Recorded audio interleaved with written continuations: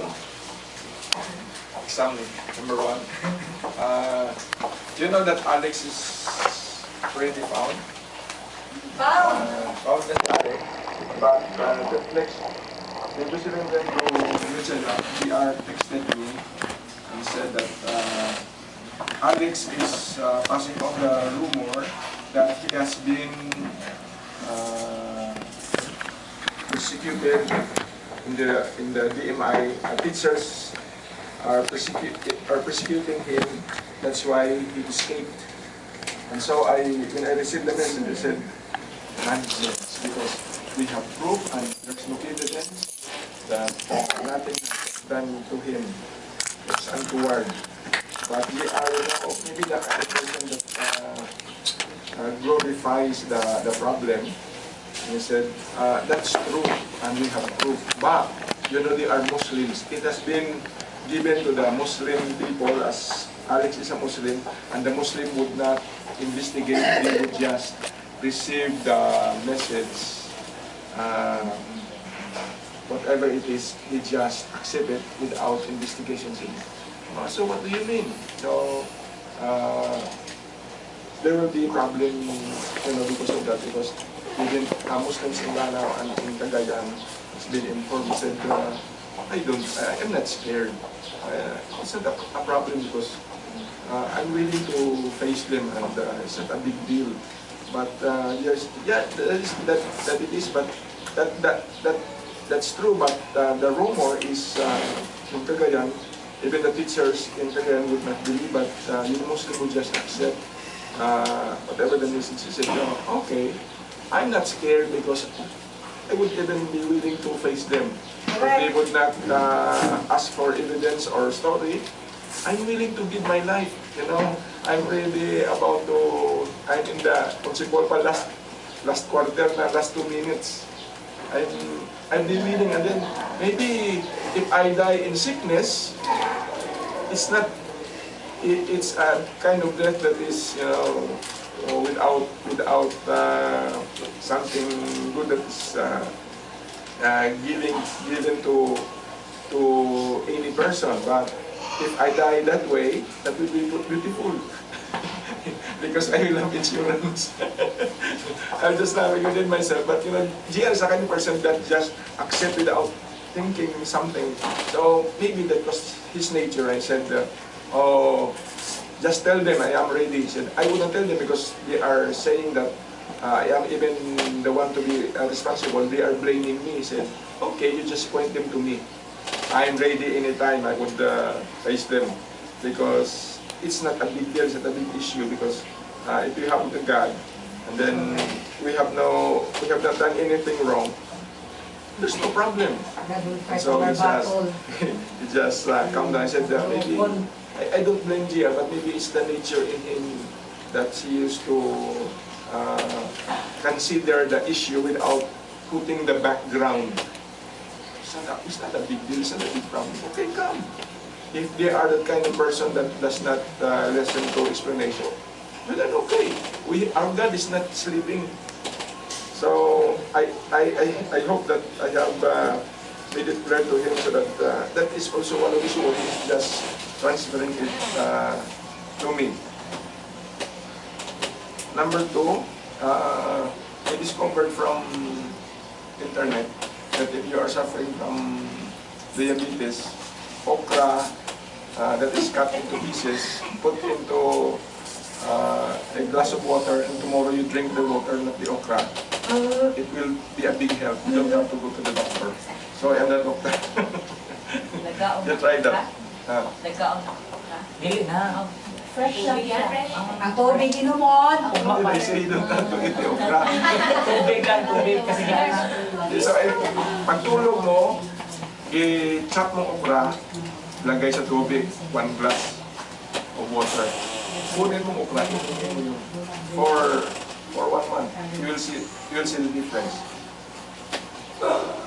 May naana sa internet na angay, it is useful information. I happen to, that's why many times kung makaupo ko sa computer, hindi na ako alis. But it's not also good because I have to exercise. Number 2, number 3, ang isilip natin, one of the reason nga ano siguro yung isilip na, I feel very, very bad and angry when I am being accused of something that is not true. Sabi nila, we sent you the money last June. We sent you the information and the money. That's not true. We received the money almost October na. So I emphasize it that this is a misconception, and this is giving us a wrong. You are giving the new Netherlands a wrong information. The Netherlands people who are sending the money is thinking that that's true. But I said, you check this, it ought to be changed. Now you will send you the paper with the money sang June, and that's true, that's a big lie. That is damaging to BMI. That is what we have done to Mindoro to maybe destroy the organization that are Christians. Kung Katoliko, okay sila kay Mandri sila. So maybe they wanted, their idea is to hold down the Christian organization. And then, number 4, this one, if you use this one, I won't get angry. So, as long as hindi kayo magano ng schedule nyo. That's why when we have the scripture reading, I even had the idea that you ought to use this. And then when you use this, you say to it that ang tao sa layo makabasa kung ganyan kalaki, hindi pwede.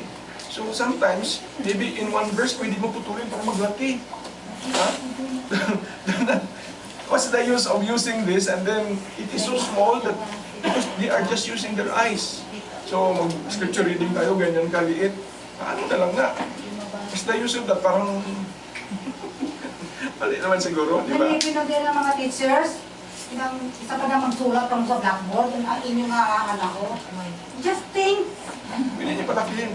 i-view sa self ninyo, ano kagkaliit ang mga bata kung nakadako. Si Jake, ikudakan niya, so kaliit, so masakit yan sa mata ng deaf kasi they are just dependent on their eyes. So you are helping them kung malaki yan. Hindi ka mo mag-ano kasi monitor ka na, pwede na palakihin. Palakihin niyo dapat. Malaki. Ang font niya 40, okay na siya. More than that is also very good, but less than 40, that's a big problem. Later on, magka-antipara na sila. So, hindi ko mag-excited, galit ako kung mag-usap ka mo sa niya. May mga feedback sa akin, gabalik sa akin. So, galit doon kung mag-usap. Who passed that idea? Ang plano ko pa gani, kung may visitor tayo, and then immediately, we will not be asking, but if we say, what is your most pressing need? Kaya may visitor kita sa una, na Amerikano, si Pastor Jim na dito, tinanong siya. Sometimes sabi nila, kasi Pastor Jim nagablang nakabukal sa iya. So ang thinking sang bisita, the responsible person siya, kung siya ang head or somebody. So tinanong nila, what is your pressing need? Sabi ni Pastor Jim. Wala pa. Sabi niya sa akin, suko ko po siya. Dapat tinuro mo sa akin. So, ngayon, kung may bisita tayo sa 21, baka tanongin kayo, what is your most pressing need? Kung in every class we have this will be a big help. Kasi more on eye na sila dependent na sila sa ilang mata. So, kung may monitor tayo in every class, so mapilitan kayo mag-buy sa inyong laptop. Swipes. So, ako namin ako, hindi ko baka sa laptop pa. Pagbili ko na, nakuha ko man. In every month, i-installment mo. So, this will be, and then you will be educated. Dapat makip-update tayo sa trend of the day. Hindi na tayo sa papel na Manila paper kamakabahan mo na, wala, kakapoy yun na, waste of time. Dapat makip-update mo tayo kung kaya natin, kakayanin natin. Nindot to siya. So, na-surprise na ko masang sabi ni, nga gamiton daw. Pagkamay ko galit, nag-check ko ako galit. As mo galit mo. What's that idea? It's wrong. You are giving me a wrong impression to the people. Galit siya sa mga daw. Ikaw galit siya sila. Ma-pray ganit tayo nga, daganin natin to. sabi ko sa Sunday, i-lift up natin ganyan, pataasin natin. Sa John Gary, isa na karoon, may iba na. Gamitan nyo kung masira na, ginagamit na masira. Iso, kami their own, ano. Basta hindi kayo mag-away nga sa schedule na siya. Otherwise, gamitin natin pag mag-away mo. And then, number 5. Kapag palagbugdaan mo, pa-schedule ka na kung ano. Oo. Kaya sa reset, Palagbugdaan. A week before. Oh. Schedule ba? Schedule nyo kung ano. Kung may, sometimes may subject kayong importante ipakita, pwede ito sa i-schedule natin.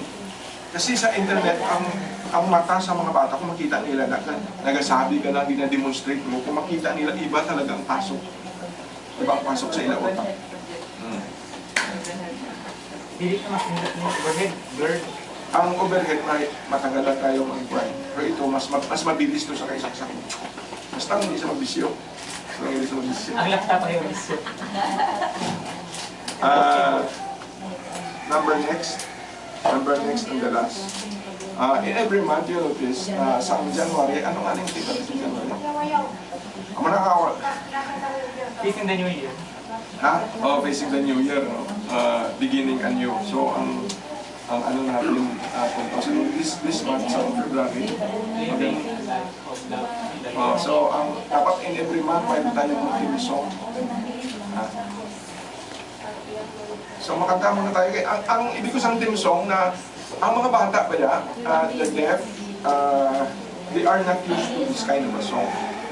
Now, may mga group sa mga deaf teachers na ang gusto nila yung deaf way ng panganta.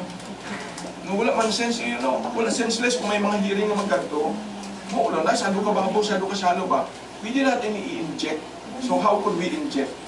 By singing it in once a month, ulit-ulitin. So, in every month siguro mayroon tayong mga theme song. Ang theme song natin this month is Love Found a Way. Naadasa sa program sa Sunday, January 10, Love Found a Way. Theme song natin sa Sunday. Kasi pagkata. Sa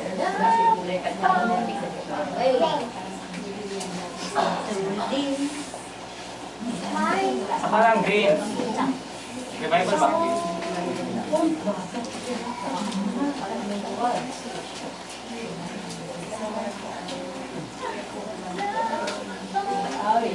Wala may nota.